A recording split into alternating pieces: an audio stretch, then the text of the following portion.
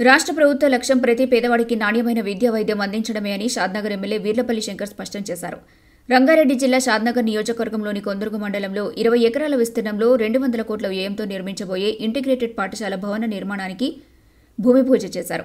ఈ సందర్భంగా ఎమ్మెల్యే వీర్లపల్లి శంకర్ మాట్లాడుతూ ముఖ్యమంత్రి రేవంత్ రెడ్డి తొలి విడతలోనే కొందుర్గు మండలానికి ఇంటిగ్రేటెడ్ పాఠశాల మంజూరు చేయడం ఎంతో సంతోషదాయకమని అన్నారు.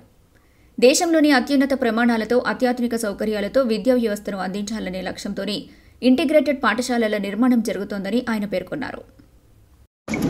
రాష్ట్ర ముఖ్యమంత్రి వర్యులు రేవంత్ రెడ్డి గారు, అదేవిధంగా డిప్యూటీ సీఎం గారు విద్యను అత్యంత ప్రాధాన్యతనివ్వాలి కాబట్టి గత ప్రభుత్వం కాంగ్రెస్ పార్టీ అధికారంలో ఉన్నప్పుడు స్వర్గీయ రాజశేఖర రెడ్డి గారు కూడా విద్యకు అత్యంత ప్రాధాన్యత ఇచ్చిండు, వైద్యానికి అత్యంత ప్రాధాన్యత ఇచ్చిండు. కాబట్టి ఈ ముఖ్యమంత్రి గారు కూడా ఈ ప్రజలకు అవసరం ఉన్నది అత్యంతంగా వైద్యం, విద్య. కాబట్టి విద్యకు అత్యంత ప్రాధాన్యత ఇచ్చే ఈ కార్యక్రమం తీసుకోవడం జరిగింది.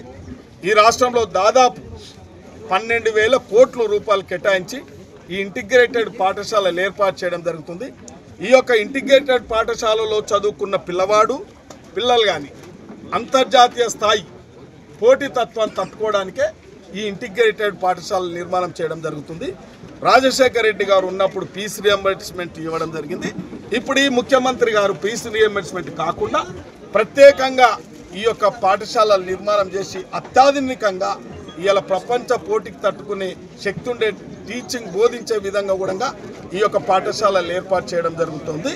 అందులో ఈ యొక్క మండలం కొందూరు మండలం, ఉమ్మడి మండలం చాలా పేద మండలం కాబట్టి, ఆర్థికంగా రాజకీయంగా వెనుకబడ్డ మండలం కాబట్టి ప్రజలు ఒక అవకాశం ఇచ్చినందుకు దాన్ని నేను సద్వినియోగం చేసుకోవడానికి ఇక్కడ ప్రాంతం మా నాయకులు, మా కాంగ్రెస్ కార్యకర్తలు గట్టి కృషి ఫలంతో వాళ్ళందరూ కృషి చేస్తూ ఉన్నారు. కాబట్టి ఈ మండలం డెవలప్ కావాలనే ఒక సదుద్దేశంతోనే 200 కోట్ల రూపాయలతోని ఇంటిగ్రేటెడ్ పాఠశాల నిర్మాణం చేయడం జరుగుతుంది.